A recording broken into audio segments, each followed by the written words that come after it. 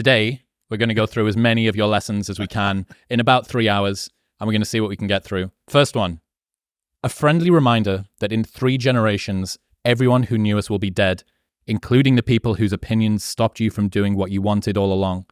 Imagine that someone you know achieves every dream and hits every goal they have. Years later, they get old and die. 2 years after that, how much do you care? About as much as everyone else will if you accomplish your goals and dreams. Do it for you. So I think about death all the time because it's probably the central theme. It's probably the thing that I think the most about. And I think that influences how I see time and also how I think, how it influences agency. Like what actions I'm willing to take despite the judgment of others.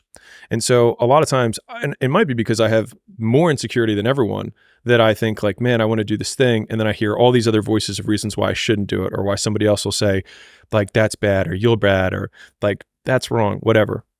And so I think I've had to come up with a lot of these devices to get around my own insecurities, to take action despite those insecurities. And the biggest one that I think about is that it doesn't matter whether I achieve all of my goals or I don't achieve all of the goals. In 3 generations, I'll be forgotten. And the only people who were naysaying against me will also be dead. And so then it's like, just do it for me. And then when I wake up every day, there's only one voice I have to listen to. But that means that you need to be able to work out what to do from first principles. You now no longer have societal norms or assistants or role models or archetypes or expectations. And that's also difficult in a different way.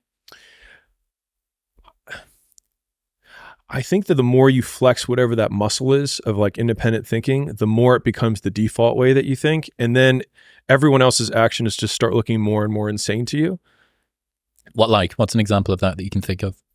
I mean, shoot, just the most basic ones of like living the life that you don't want, not wearing what you want to wear, not dating who you want to date, not living where you want to live. Like you're living at home and you want to move and your parents say no and you don't make the move, or you're dating a girl because she's socially accepted, by your friend group. She's safe, but like there's always some distance in between you, but you're like, I don't want to risk it. Right. Or like you're in the job and every day you go there and you're like, I mean, it's okay.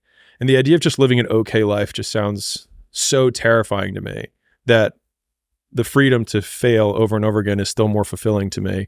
At least it feels like it's real than walking through kind of on autopilot. And so I think that's a lot of the choices that other people make that seem insane to me now, but didn't seem insane to me a decade ago. You know what I mean? I think it's just like, as you practice taking more agency, taking more responsibility for the decisions, then you just get better and better at it. And then it just seems more and more ridiculous. They're like, I just can't quit my job. And you're like, why? Like, no, physically, why? Like, why can't you quit your job? Like, you know what I mean? They start hyperventilating. And it's like, could you move in with your parents? Could you move in with a friend? Could you split rent? I mean, I could, but I mean, other people who are going to die in 100 years would think what?